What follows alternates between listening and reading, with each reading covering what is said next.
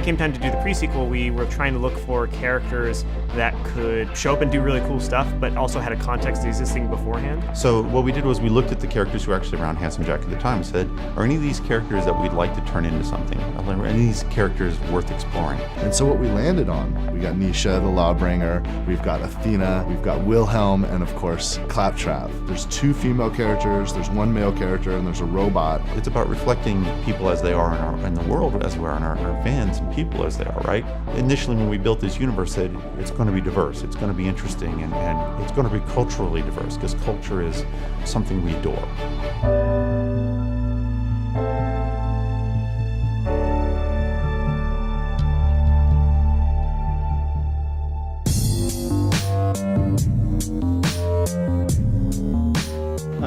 I got some feedback from Zach on the Sugar Wraths and how we're going to have the Wrathids attack the player, so I'm going to try out a couple of suggestions that he made, including giving them a lightning tether. It could be funny, so I'm going to try it.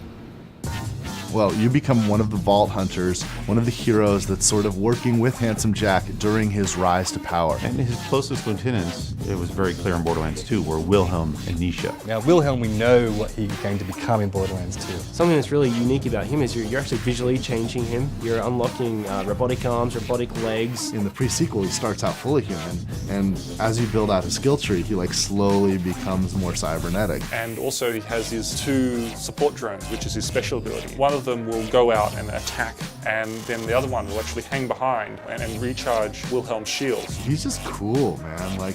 You feel like I'm just cool. And then we've got Neesha, who's the gunslinger. She's like sort of Wild West. Everybody loved Neesha. She was this character that we all regret killing off.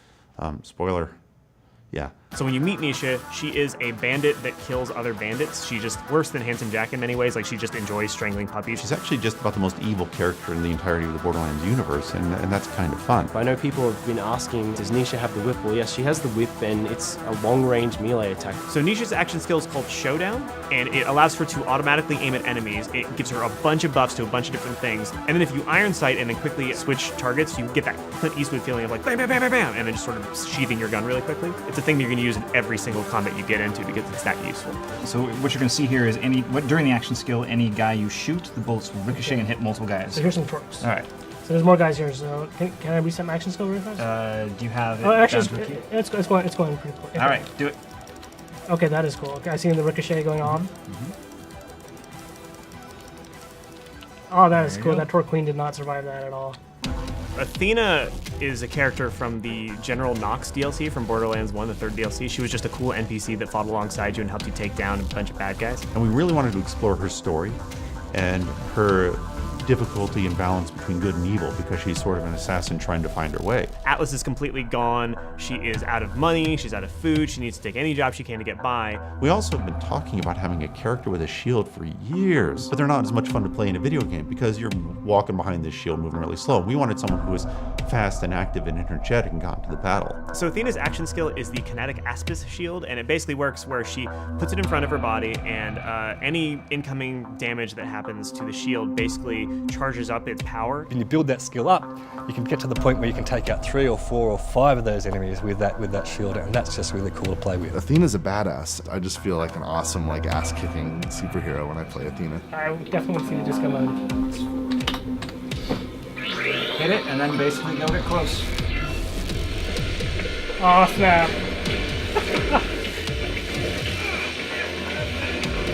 So the disco ball is just doing all the work for me. That's really cool. For the 4th character, I could tell many stories, but the truth is, Randy Pitchford, the president of this company, really wanted to play as Claptrap. Claptrap is a wild character. We know Claptrap. He's been in the series forever. Claptrap is a Hyperion robot, so there's a really interesting set of narrative circumstances that allow him to actually be on Handsome Jack's team in that time between Borderlands 1 and 2. The idea is great. Hey, wouldn't it be interesting to finally play as Claptrap? But what does that actually mean? Claptrap's a little bit incompetent. He's a little bit of unpredictable. And he's kind of an idiot. Lovable idiot, but he's kind of an idiot. I think Hyperion actually labeled it as malware at some point. His action skill is lunacy. If you don't want to be Claptrap, you definitely want him on your team, because when Claptrap uses his action skill, it affects everybody in the game. and oftentimes for good, but sometimes just weird stuff happens, just goofball stuff, and the whole gameplay changes. People are kind of telling the story of their experience of playing it as Claptrap, and everyone's going to have a completely different story to tell. Oh, yeah, baby, come on!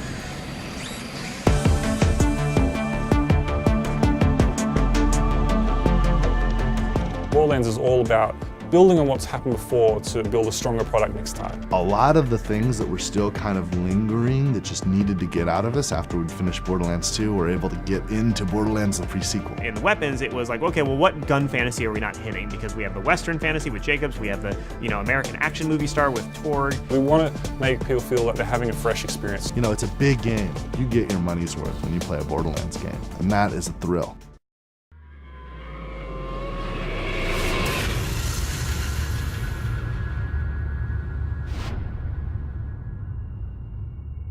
You coming?